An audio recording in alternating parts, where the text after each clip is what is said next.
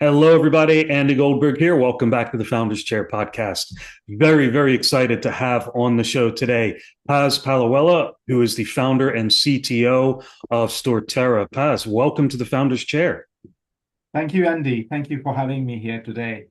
Well, this one's a long time in coming. We've been trying for quite a few weeks to get you onto the show. So you're obviously a very busy man. So I appreciate you giving us the time. No problem at all. Happy to help anytime. Why don't we just start off? We'd love to just get to know the real you, Paz. If you tell us a little bit about you personally, where you're from, where you live, your hobbies, that kind of stuff. It's about people, right? Yeah. So, well, as you correctly mentioned, I'm Pascal Lavela. I'm the founder and CTO of Stortera. So, just like a little bit about my background, I was born in Sri Lanka.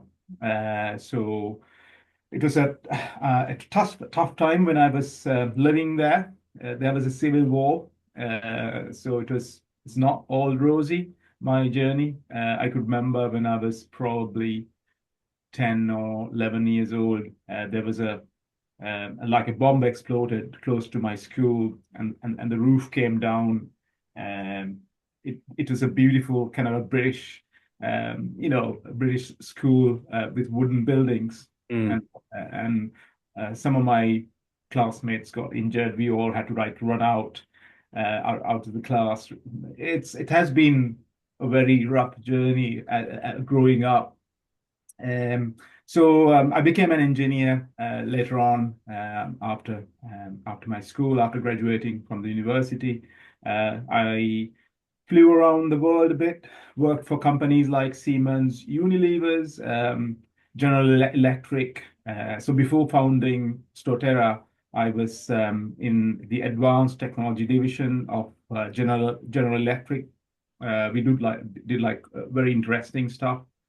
At that point, I realized how important energy is.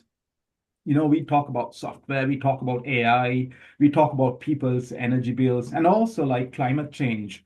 Um, but One missing piece in the whole equation is energy storage. And one of my passions in life was working with communities. When I was in Sri Lanka and also like in other parts of the world, I used to help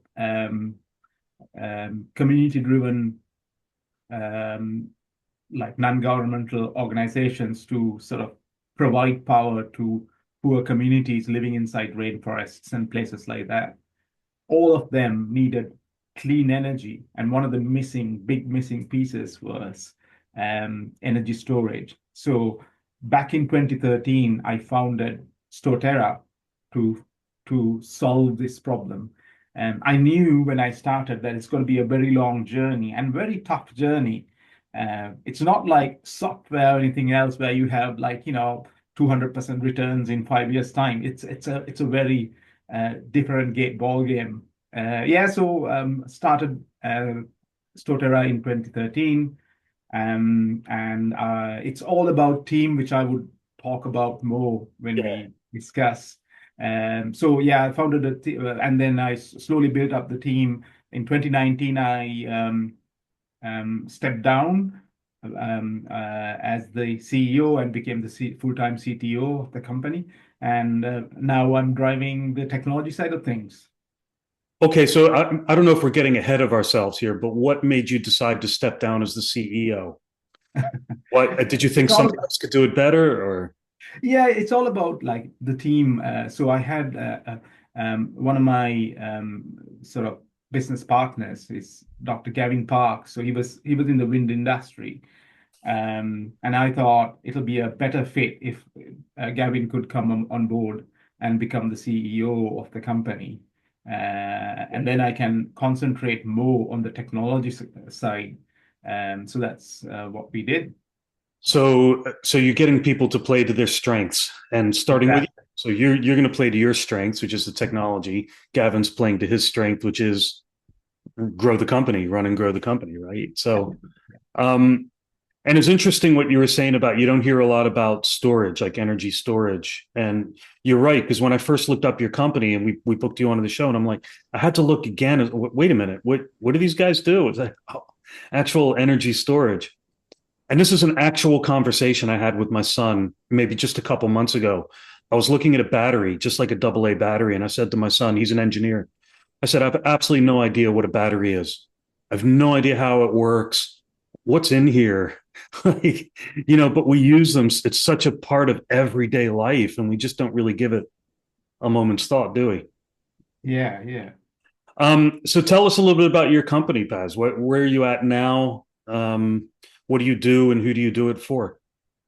Right. So the company's vision is to bring down the cost of energy and also unlock the potential of green energy. So that's very important for a greener future and to fight the climate crisis.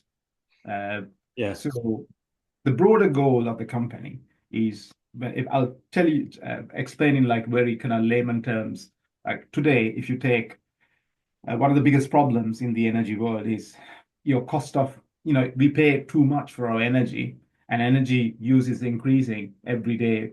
It's just like the whole AI race has almost like tripled the energy requirement of the world. And then energy produced or used in the world, not in the UK, like in the rest of the world mainly, is not clean, which is basically leading towards the climate crisis. So what we want to do is to make renewable energy cheaper than fossil fuel generated energy. So the way that we do it, the goal is there's something called the levelized cost of storage. That means how much would it cost to store a kilowatt hour or a unit of energy in a storage and to take it out. So if you can like bring it down to a certain level, all of a sudden your renewable energy becomes uh, more like cheaper than fossil fuel generated energy. It's more efficient. Yeah, it's more efficient, it's greener, and it's like, every country can have it because it's, you capture sun, wind, sun energy from the sun, tidal energy, anything, and it's kind of free resource. And so that's what we are trying to do. The biggest problem in renewable energy is the intermittent nature of it. You can't have it when you need it. You Yeah. know, so that's what energy storage does. So that's the broader vision of the company. Uh, So, sorry, go ahead.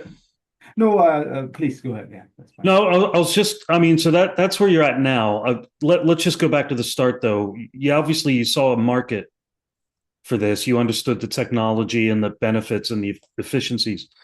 But what made you decide that you had the ability to own a business that you should? What gave you the confidence to just jump in and say, okay, I can actually run a company successfully? How'd that happen? Yeah, so right, this came.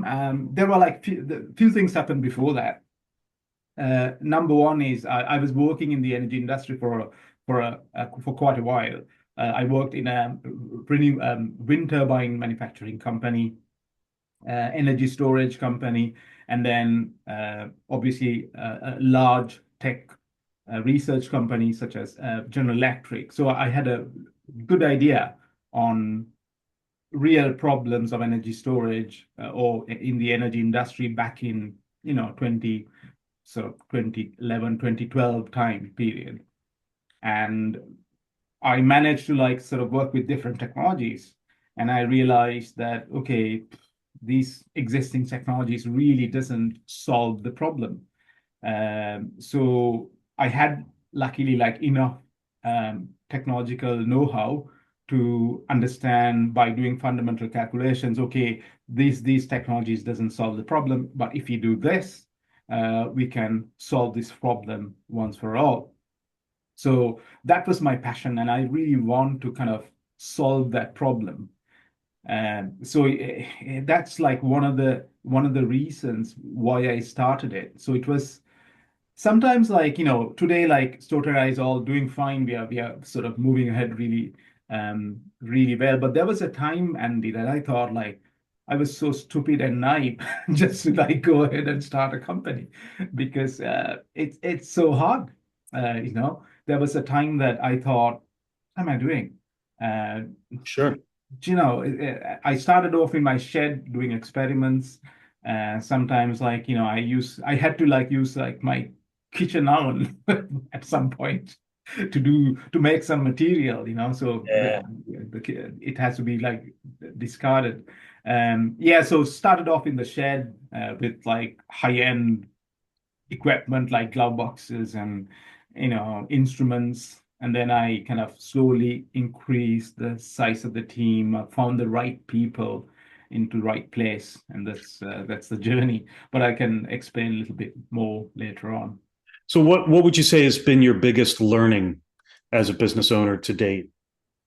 Right, I think great question. It's there are like about two things or three things which kind of resonates with me with my thinking. Number one is the timing. If you start a business, timing is so important because something like energy storage, investors, it's not like the favorite business for investors. But um, for governments, for other groups, it's a very kind of important piece. So you have like sort of grants and stuff like that. If you are in the software stack, AI space at the moment, investors love it. So sort of timing is one of the main things.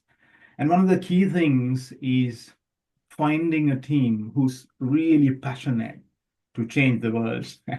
That's like one of the most difficult Yeah. things. Um, Sorry. And the team is a challenge because you're dealing with people, and people are complicated and different personalities and different communication styles, different experiences, just different views of the world, right? Yeah, But you've absolutely. mentioned team a number of times already, so it's obviously you're very passionate about having the right people on board. How do you know what to do? You just going on instinct, or how do you know who the right people are, and where do you start?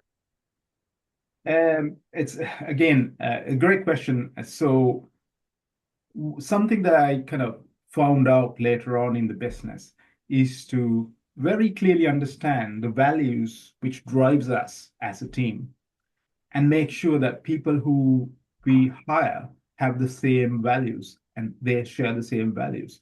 Whenever, whenever, when we sidetrack on that, we hit problems. You're right. Working with the teams is the most difficult things. Mm, Talking to some of my friends in the Silicon Valley and places like that, they would say like 80% of the time you hire the wrong person, which means like 80% of the time you're firing people, which is not fun. yeah. So just like getting the right people and motivating in the right way and retaining them, especially in a country like the UK, especially in Scotland, it's hard, Andy, because things like Brexit, everything like hits us so hard, it's so hard to retain that cream of the scientific community in the country. So that's my experience. Like, have a team which believes in the cause, who is passionate, and who really kind of aligns with the values of the company. And which means you have to be clear about what those values are.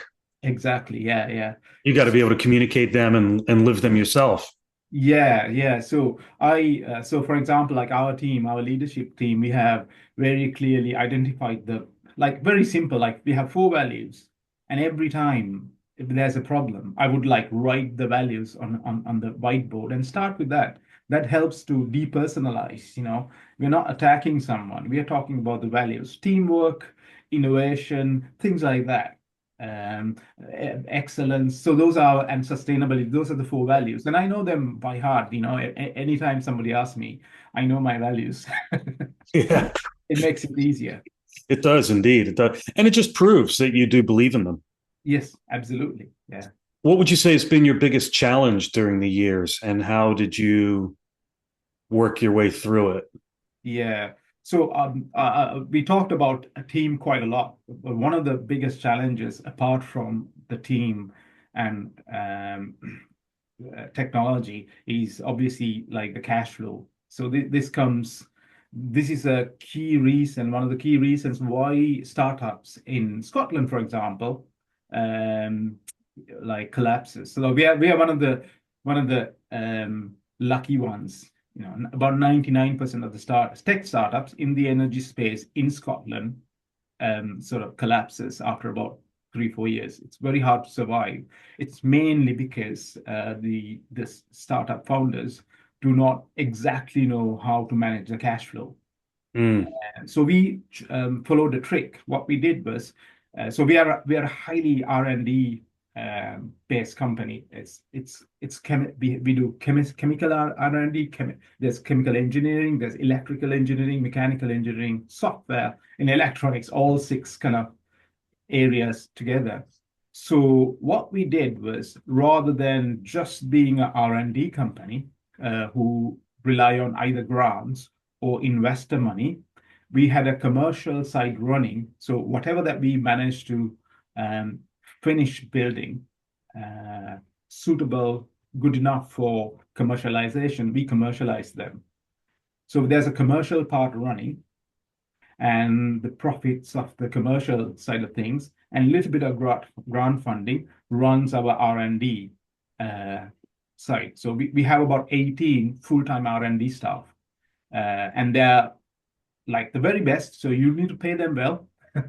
And so because of this mixed strategy, we managed to survive for like sort of for so long doing R&D on energy storage. Yeah, through a credit crunch and COVID Yeah, and yeah, Brexit, and yeah, yeah, you just keep exactly. you've had your share of Yeah, joys to play through. Yeah. yeah. Um, so what's the next big thing for you and your business, Paz? What do the next 1 to 3 years look like in terms of growth and opportunity and challenges? What does it look like in the near future? Yeah, so the next big step for us is, so we have developed this technology up to a certain level. We wanted to commercialize it, but supply chain, there are like so many sort of missing pieces in the puzzle. If you stay in if you build a business, energy storage, kind of a hardware business in the UK or anywhere in the West, one of the biggest problems is like the supply chain. That's why this whole sort of tariff war is going on. US can put tariffs on, but if the supply chain is not there, how do the American manufacturers manufacture anything? So we have the same problem. So we are trying to like find solutions to that problem and try and set up manufacturing here in Scotland. It's kind of a pipe dream when you talk to someone, but we can do it. We have shown it. We have manufacturing facilities in Edinburgh. We have built a small demonstrator. So this year we are gonna look at like some of the learnings from last few years and do a little course correction in our technology. And we are going to set up small scale manufacturing plant, which can manufacture energy storage just enough for Scotland for the next 2 years. And then from 2027 onwards, we are planning to sort of join with a scale up partner and probably expand the business. Fantastic. Well, we'll be watching. Thanks, Sandy. Yeah, Exciting times ahead. yeah, So just as we begin to wrap up, Paz, what advice? Thank you very much, by the way, for sharing a bit about your story and your entrepreneurial journey. What advice would you have for business owners who are just starting out on their own, or would be business owners who are thinking about starting? yeah, What would you say to them? yeah. So I would just like tell them three things again, pretty much in line with what I kept saying.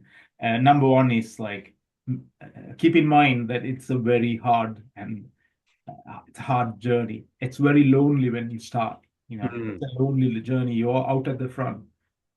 Be ready for that. So the first advice is like get your fundamentals right. Make sure you do your research. Cross check it 10 times, and be confident yourself. Once you're confident with yourself, you don't give up. So that's the reason why I say it. And time it right. Time it right. Make sure that you have the right people in your team, and make sure that you are sort of financially literate. so you can make sure you can keep the cash flow going. So just like probably four, I thought like it's three, it's four key advices that I wanted to like share Yeah, with. no, that's it. Hey, listen, the more the merrier. Yeah, Yeah, and that's brilliant advice. Absolutely. So spot on. Well, look, Paz, thank you so much. This has been really enlightening conversation, really interesting business, and we look forward to seeing, all the growth and success in the future. no problem at all. Thanks so much, Andy. Thank you for your And time. and thanks to all of our listeners for joining us today. This has been the Founders Chair podcast, and I've been speaking with Paz Paluela of Stortera. And we'll see you all again on the Founders Chair soon. Thanks again, Paz. No problem. Thanks.